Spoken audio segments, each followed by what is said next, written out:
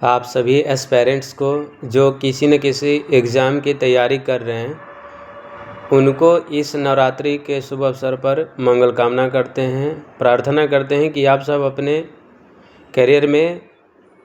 सफल कर पाएँ, ऐसी कामना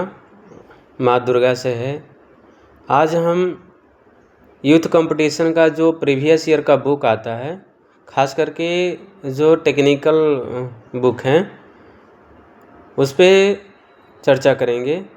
कि उस यूथ कंपटीशन बुक को कम समय में और उसका बेहतर परिणाम कैसे पा सकते हैं। जैसे जब हमने भी यूथ कंपटीशन का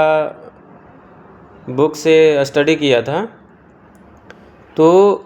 हम भी सोचते थे इतना मोटा बुक है, इतना सारा क्वेश्चन है, कैसे कर पाएंगे। तो उस बुक को करने से पहले हम लोग ये कर लें कि जो थ्योरी हम पढ़ी है, जो क्लास में थ्योरी पढ़ी है, चाहे आप जहाँ से भी जिस बुक से भी थ्योरी पढ़े हों, तो उस थ्योरी के बुक से कुछ ऐसे भी क्वेश्चन होते हैं जो आपको माइंड में याद हो जाते हैं या फिर वो क्वेश्चन समझ में आ जाते हैं। तो जब अपने थ्योरी पढ़ करके यूथ को लगाने जाएंगे, तो आपको होगा ये कि उसमें से कुछ क्वेश्चंस आपको बिन बनाए सॉल्व किए वन लाइनर की तरह, फैक्ट की तरह वो याद रहेंगे। उसमें भी अगर आपको ऐसा लगता है कि ये क्वेश्चन में दम है या फिर उसका वेटेज अच्छा है, तो उस क्वेश्चन को आप एक अलग से नोट्स में लिख लें। और जो भी ऐसा क्वेश्चन लग रहा है कि उसके ऑप्शन में कोई वेटेज है, जैसे एसएससी के हर एक क्वेश्चन का जो ऑप्शंस होता है उसमें एक राज छिपा होता है। कभी कभी आप देखेंगे कि एसएससी का ऑप्शन का आंसर और कोई अदर एग्ज़ाम का आंसर डिफ़र होने लगता है।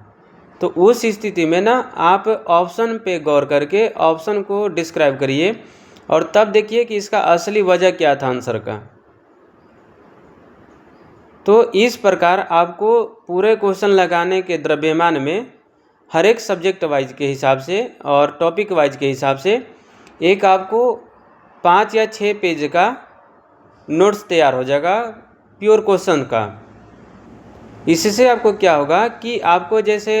मान के चलिए कि ट्रांसफार्मर का क्वेश्चन लगाना है, तो आप ट्रांसफार्मर का यूथ से क्वेश्चन लगाएं और जो भी क्वेश्चंस फैक्ट की तरह दिख रहा है, अगर आपको ऐसा लग रहा है कि ये क्वेश्चन तो हमारे दिमाग में मतलब आ जाता है, बन जाता है, तो उस क्वेश्चंस को ना लिख करके आप वैसे क्वेश्चंस को लिखिए जिसमें आपका कन्फ्यूजन पैदा करता हो, या फिर जब पेपर देने बैठते हैं या फिर जब सेट लगाने बैठते हैं तो एक बार में क्लिक ना करता हो। वैसे क्वेश्चन को आप उस A4 साइज का एक शीट रखें, उसमें वो सारा क्वेश्चन को आप लिखते जाएं और इस तरह से फैक्ट्स का अलग बना लें और न्यूमेरिकल्स के लिए भी अलग कर लें। न्यूमेरिकल्स में भी थोड़ा इस सीक्वेंस में देखें कि कुछ ऐसे क्वेश्चंस हैं जो रिपीट मोड में रहते हैं और वो एकदम श्योर है कि वैसा क्वेश्चन बेस पे आ ही जाता है। तो जो क्वेश्चन ऐसा लग रहा है कि मतलब ये क्वेश्चन आना ही तय है और वही क्वेश्चन के वजह से ना हम लोग का जब स्पीड नहीं मेंटेन हो पाता है तो हम लोग कुछ मार्क्स के पीछे से मेरिट नहीं लग पाता है। तो यूथ को जल्दी से और जब शॉर्ट नोट्स उस तरह से तैयार हो जाएगा तो आपको एग्ज़ाम के पहले ना आपको पूरा यूथ पढ़ने की और पूरा नोट्स पढ़ने की ज़रूरत नहीं पड़ेगी।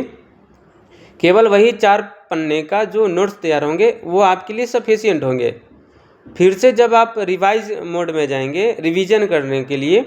तो वो जब 4 पेज को पढ़ेंगे तो फिर से जब उसको अच्छे से स्टडी करेंगे तो आपको मालूम चलेगा कि इन 4 पेज में से 2 पेज मेरे माइंड में चल रहा है, बाकी 2 पेज फिर से जो बच गए उसमें क्या करना है कि जो क्वेश्चन आपसे नहीं हो पा रहा है या फिर आपको लग रहा है कि नहीं ये मेरे माइंड से स्किप हो सकता है या फिर मेरे माइंड से बाहर जा सकता है, तो उस पर एक कोई स्टार मार्क कर ले, @ लगा कर कोई ऐसा सिंबल लगा लें ताकि आपका ध्यान डायरेक्ट उसी क्वेश्चन पे जाए। तो इस तरीके से आप अपने रिवीजन वाले क्वेश्चन को कम से कम करते चले जाएंगे और जितनी मोटी बुक आप देख रहे हैं यूथ का, वो आपको बहुत छोटे से एक A4 साइज के पेपर में समेट लिए जाएंगे। तो इस प्रकार आप यूथ को प्रीवियस ईयर को तैयारी अच्छे से कर सकते हैं और किसी भी कंपटीशन एग्जाम के लिए प्रीवियस ईयर को देखना बहुत ज़रूरी होता है। धन्यवाद।